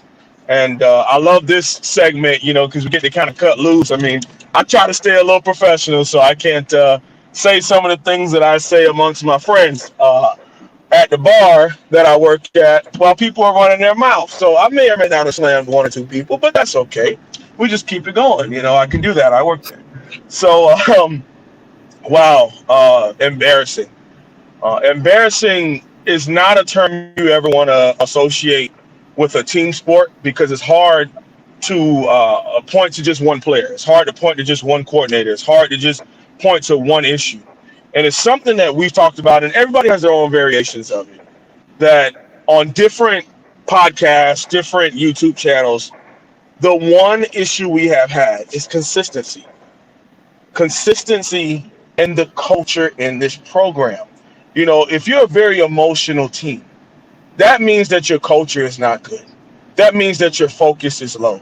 That means that the buy-in is low, because that means when things are going good, everyone's there. We love it. It's great. When things are going bad, we're pointing fingers, got our heads down, and we're getting penalties. And the latter is what describes this team more often than not. I definitely caught a lot of flack on social media, Facebook, Twitter, whatever, and it doesn't bother me, about my tweet a couple games ago, where I said, here comes the a win's a win crowd. This mediocre mindset will ruin this team somewhere down the line, because you never want to build a foundation of just doing enough to win. Because one day you're going to run into a program. One day you're going to run into a team where, yes, they're going to play their best game. You may not play your best. But if your young men are not taught to keep fighting and keep swinging and never give up, man, I tell you, offense, they had their issues, but of course, they seem to be the only side of the ball that still wanted to play the game. Okay, the defense, man, whoo, I can't wait to do this film session. It might be 2 hours. 2 hours of cutting up. But I'm here for any questions. I'm here for a while, as long as you allow me to be here. So if there's anything else you want me to address, you throw it at me, Paul. Wholesome one. Is there anyone you can defend on this staff defensively at this point? Wow, what a question. The tough part about defending people is that you have to try to guess, because none of us are there. We can only go from what we see and what we kind of hear in these interviews of who's really in control. Okay, because a big thing is who has the power. Who's the one pulling the strings to say you can do this or you can't do that? Okay, when it comes to this 4-2-5 defense, I spoke about it. I've even broken it down on film. Okay, played in a 4-2-5. The biggest thing is you gotta have the defensive interior linemen to truly run it. It's a speed defense. It's a Big 12 defense. It's a Pac-12 defense. So what happens when you have somebody that can line up and literally run it straight at you? Well, this is the game where John Ford, Nestor Safari, Harrison Hunt, Jordan Miller, it was your time to show up.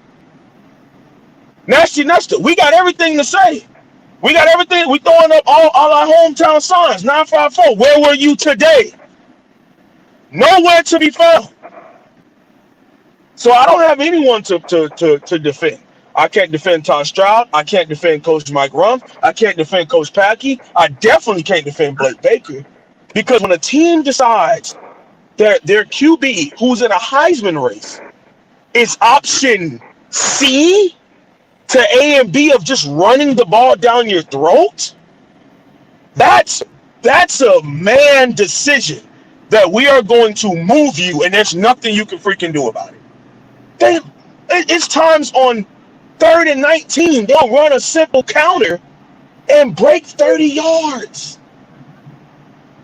That's not only defensive line interior, that's your forcing your contained defensive ends not doing anything. Oh, and shout out to Phillips. Everybody in their mom. This is what happens in our fan base when we start pumping people up and pushing them up. Guess what? Now CBS mocks him as 4th overall. Now I'm starting to smell myself a little. I'm 6'6". I'm 262. Yeah, I'm from the West Coast. I used to be the 1st overall. It's my defense. Where were you tonight? Nowhere. Oh, but I'm 4th overall, coach. I go to the combine. I'm going to run a 4.5. I'm a bench press all this. I'm tall. Yeah. That means that there's a problem in this culture, man. There's a real problem in this culture. And I might get in trouble and regret a lot of what I'm saying because I never like to do this type of stuff publicly. I like to be professional and level-headed, but it really hurts to have watched what we watched and to know that there's a big chance that we're going to get raided by the NFL draft and people are just going to up and dip. Because recruiting is a 2-part series, Paul. It's bringing in the freshmen and retaining the players that don't need to go on. Nobody is prepared for the National Football League level. There are a couple people who are physically ready. Yeah, they can go and get a cup of coffee and play for 3 years, like Chad Thomas. But I don't know. I don't see anybody that's going to go have a real career based on what they're doing. And I'm very nervous that a lot of them are just going to up and dip. But, it's going to be up to Coach Diaz and his culture to see if he can hold on to a couple of these players and have them come back, honestly. 110% agree. Man, Wholesome one. Is this how much do you think of a loss this is going to hurt in recruiting moving forward? Do you think it'll affect it at all? No, I do not. I think a lot of young men has already made their minds up.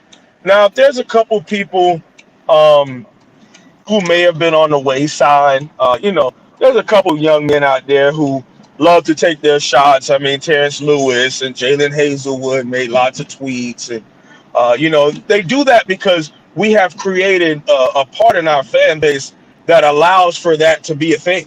Because they know that we're going to respond and we're going to blow them up and we're going to quote tweet and we're going to respond and make a big deal out of it.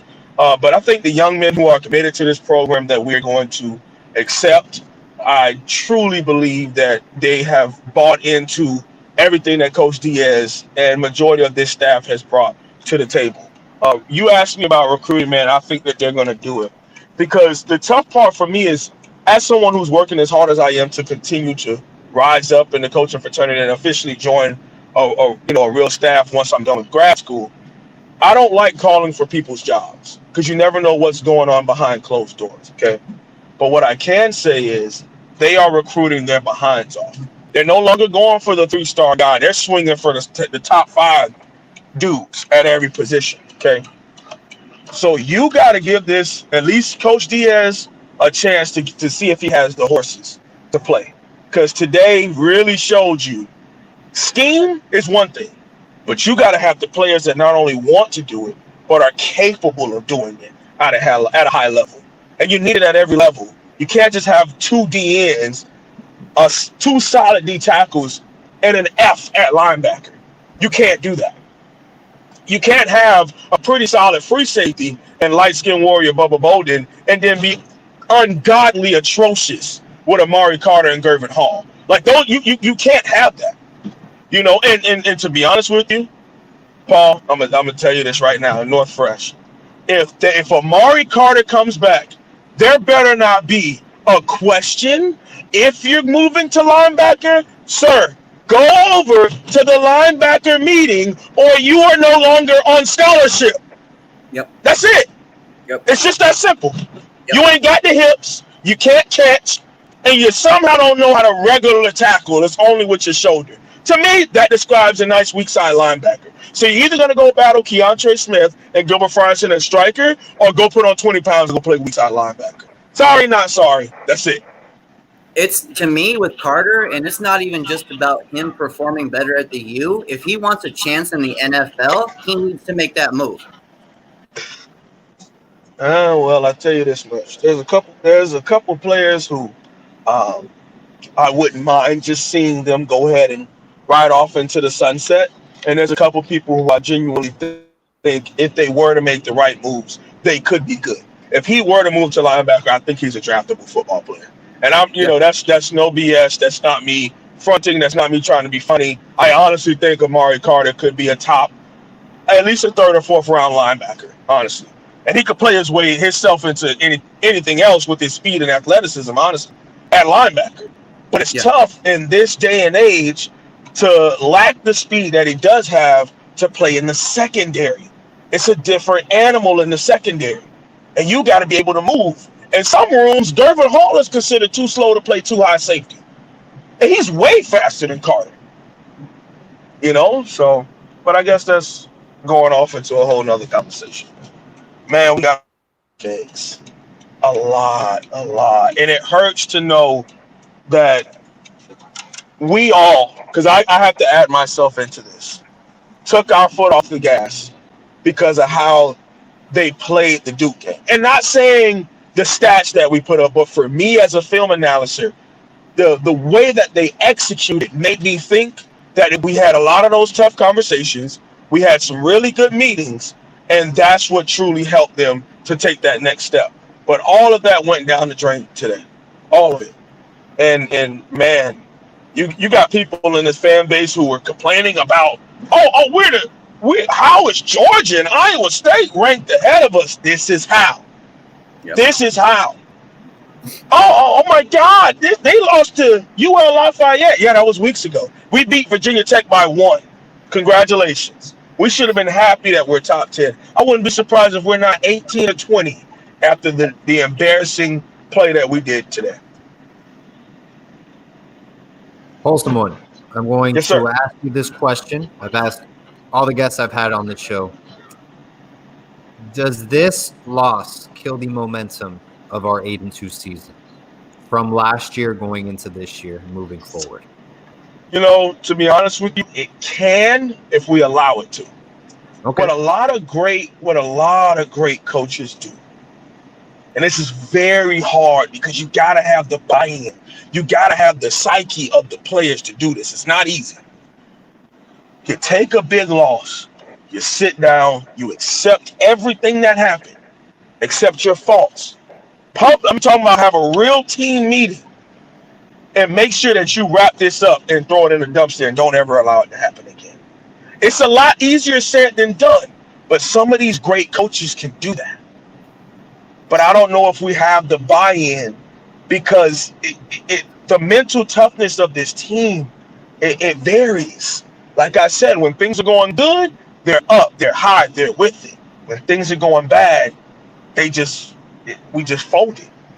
And could you honestly say, Wholesome, today we played our worst game? It's a throwaway game. It's the worst. It'll be brought up for decades. This is not that Miami team. We're going to pull away from this. And I would honestly say to you, you got to show me because I don't know what this team, with us being so up and down. But I think there is a possibility that we draw a solid team, especially with LSU handling business. Thank you. Shout out to LSU for beating Florida. There's a formula that we see that it can be done. And most likely their hearts may be ripped out when they play Bama next week. So as of right now, it's UF, Texas A&M, OU, Iowa State, and there's even a chance of Texas playing Texas in the Russell Athletic Bowl or whatever the heck they call it now, Capital, whatever, Orlando Bowl.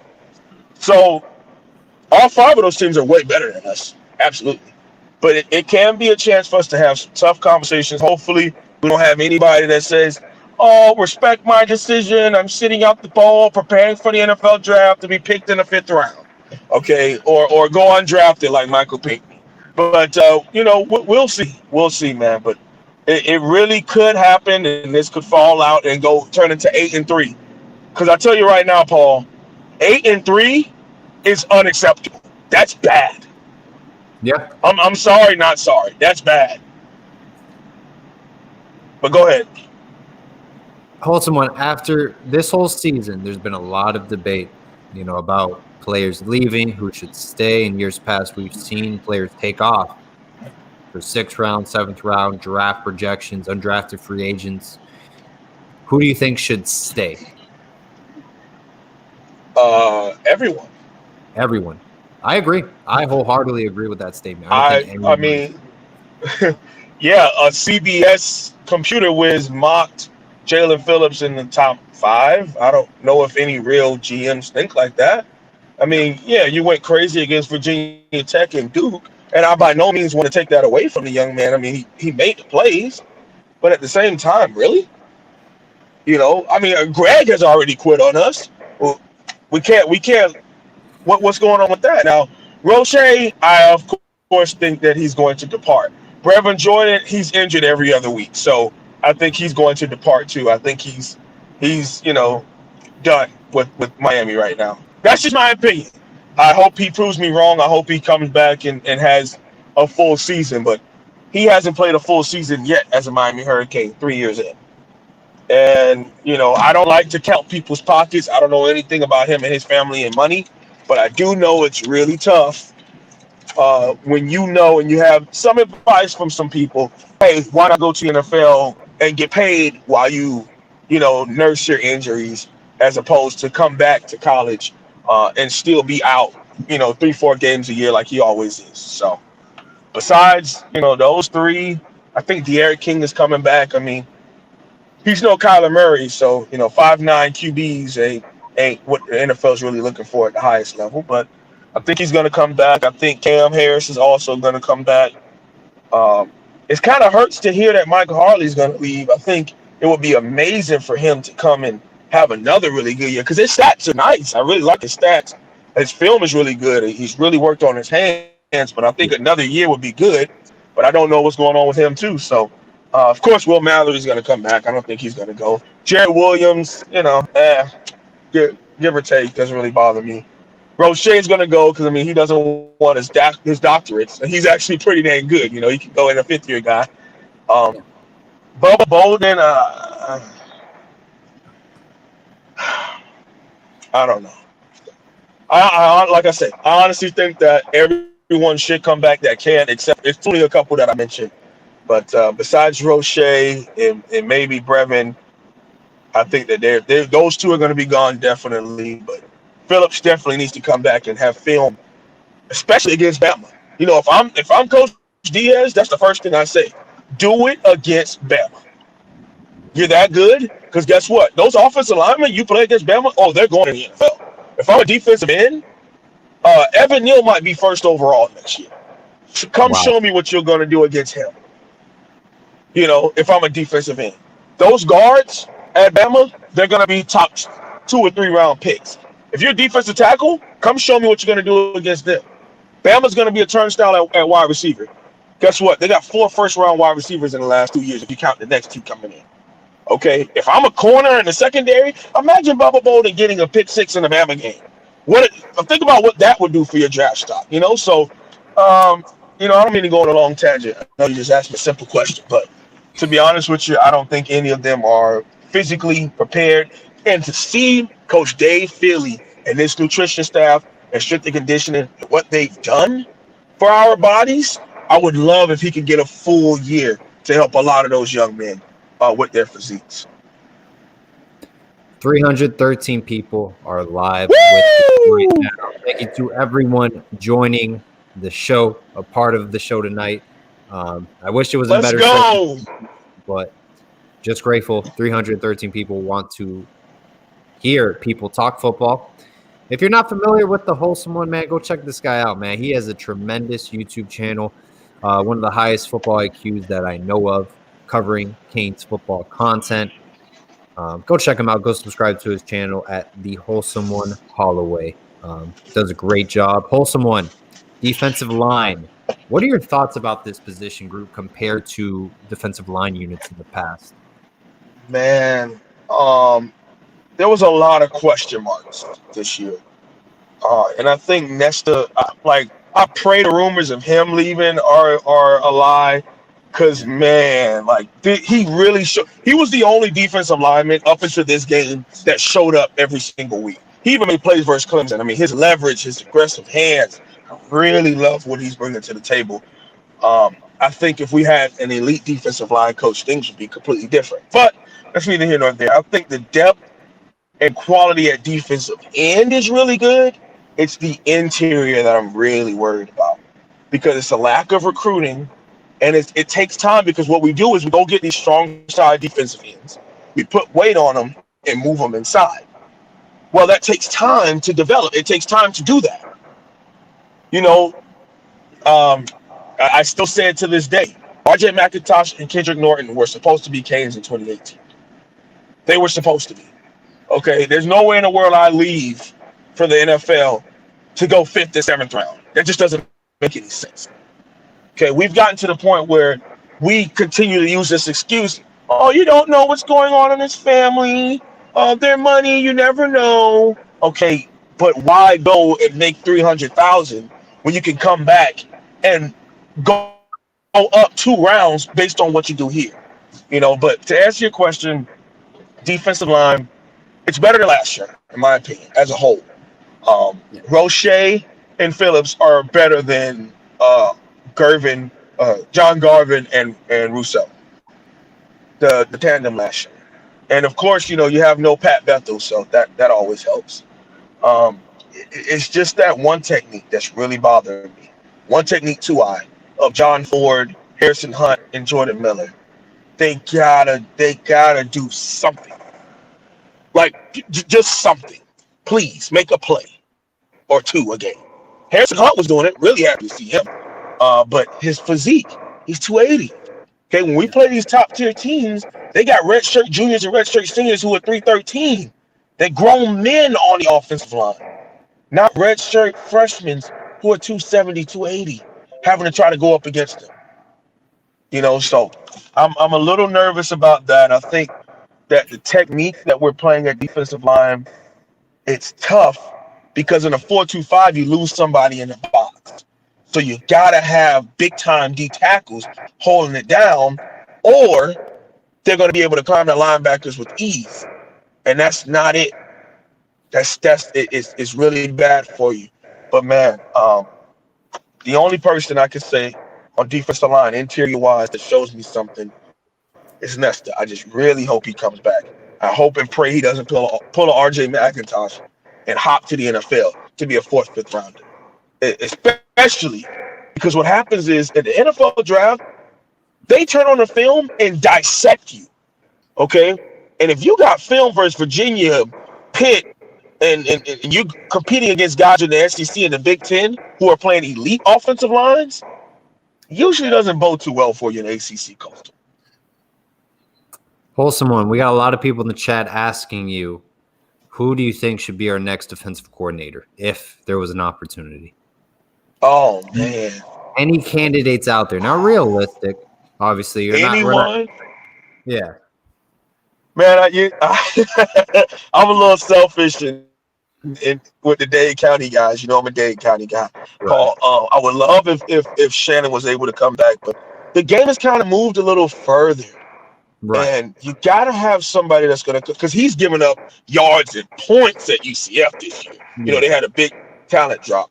T-Rod, I think, would be amazing because he was a nail in our back in recruiting when he was the cornerbacks coach at Florida. I mean, he would come and steal the best corner every year. So I think it would be great if we were able to get him to come in because recruiting is the lifeblood. X's and O's is one thing. Jimmy's and Joe's. Okay, you give me nothing but 5 stars on a roster, okay, there's a chance that me and my staff are going to look really good. But if you give us nothing but 2 stars and 3 stars, we're going to have to coach our behinds off to get them to play on the same level as those 4 stars, okay? And development has been a really big issue at Miami over the last decade and a half. So T-Rod would be a good one, but I don't know if we would have the money to do it. And Corey Raymond, listen. Whew. You talk about cornerback play. That the only way you pull a coach like that from the SEC is a coordinator position. Yeah. But here's the other thing that people are missing. This coaching thing is a fraternity. Okay? That means they're going to want to bring their guys. Is Coach Manny Diaz going to let go of his homies and the people he's pulled up through the ranks for some other guy and his staff? I don't think so. I don't know, but I don't think so. It's very low that could happen, because these are all his homies. Packy was his a GA for him. Coach Blake Baker was a assistant with him. Ephraim Banda, they all grew up together at Texas and at Mississippi State. And then Blake Baker, they matched up at La Tech together. So there's a connection that runs deep with them. And they rose through the ranks together as a unit. And some people may call it, oh, that's a true badass moment, and he cuts his whole defense.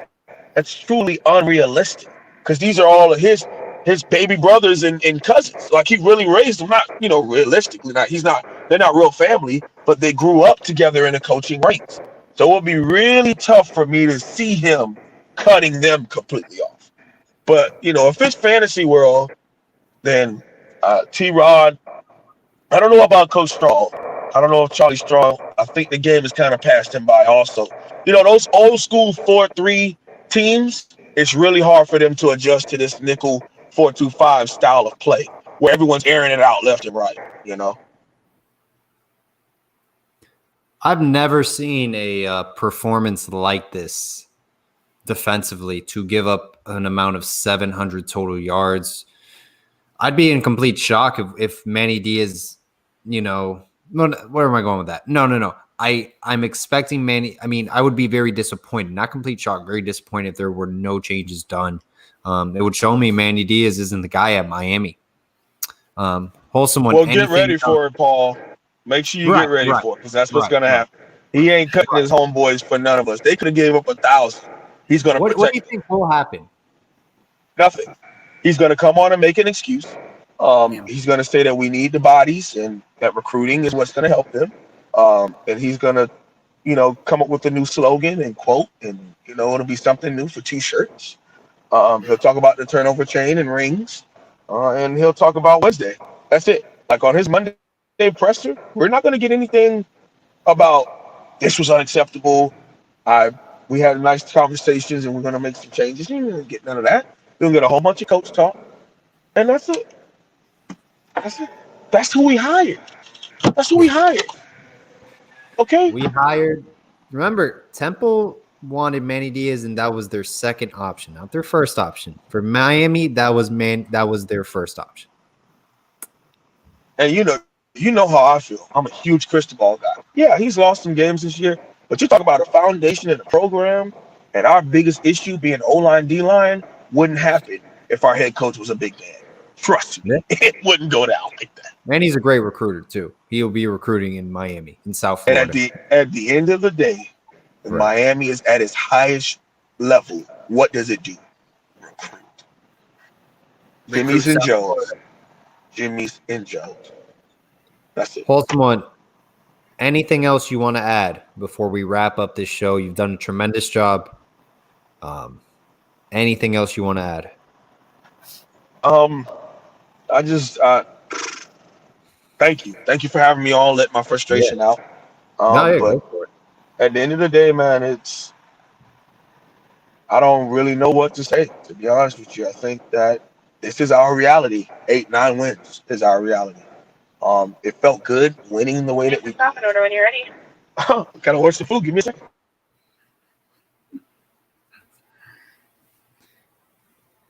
I think we lost Wholesome. I think he's going to put in some food. We'll get him back soon. A little bit of turn of events. I didn't think he was in the drive-thru ordering food. I knew he was in his car, just not ordering food. I was really hoping that I was gonna be able to get what I had to say out before they like, hi, welcome to Wendy's. you. That was like That the was kind of emotional embarrassing. But, ending. I love it. I mean, hey, I'm a big man. I'm working on it, but I'm a big man. I can't help it, okay? I got to Oh have my man. Wendy's. Nothing like a Wendy's salad, boy, to change your life. Change your life, okay? Um, but yeah, nothing will change. We hired a coach that's just like, this is it. 8, 9 wins. Expect to get destroyed by Bama. And he'll bring in a couple recruits, and that's it. Well, he'll make an excuse every year, and we're gonna have people that are gonna defend him and be happy to just be here. That's it. I truly think Alabama is going to beat us like 56-10. Destroy us is the right term. Yep. All right. Well, Wholesome One, thank you so much for joining us tonight. Ross, thank you so much for joining us tonight. Brad, Canes Insight contributor, man. He's doing a hell of a job. He is going to kill it over there at Canes Insight. Still part of the show as well, just contributing for both. Thank you, everyone, a part of this show. I wish it was on better terms. Wish it was after a win, but we have to be real. We got to keep it real. All right, Paul. Before we get out of here, I total. do gotta say this. You heard me, We're waiting. Yes, sir. Paul? Can you hear me? Yes. All right, cool. I finally got out of the line, so I can talk now. My final comments.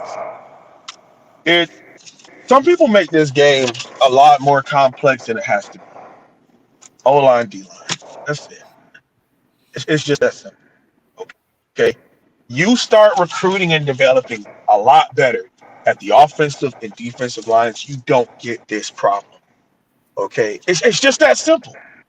If we had 2 foot, reason with me here. Leonard Taylor and Shaq Mason, for example, together at defensive tackle for you. You're 9 times out of 10 don't get something like that. But if you have Nasty Nestor, who's a solid 4-star, and he couldn't be a 5-star, 6-1, 4-star, partnered up with a so-so player, they're just going to attack that player. You can't just get one good one. You got to start racking and stacking, and that takes time. When every 4 years we rip the program apart, blow it up, and start all over. Right. Okay, we're playing teams because guess what? We don't have the money to go bring in a 10-year coach to get instant buy-in. So you're going to have to go get someone who's up and coming, lowball him financially, and hopefully the players buy in. And hopefully he recruits the heck out of South Florida. Okay? So we got to be able to, and we're doing that with Leonard Taylor, matching him hopefully with Nestor Silvera. But there comes a point where you can't keep bringing in 3-star defensive tackles and expecting them to turn into 1 sack. Right. Okay? And the linebacker issue, I could talk for 40 minutes. It's still bad. Okay, 53, I'm not even going to get into it, all right? I'll be here all day talking about 53. Retire, please, thank you. Okay, but we got to take another step at linebacker. And I don't mind the 4-2-5, but you have to know, is my personnel really going to work out well in the 4-2-5? And against some teams, when they just line up and run power at you, you're going to get blown away.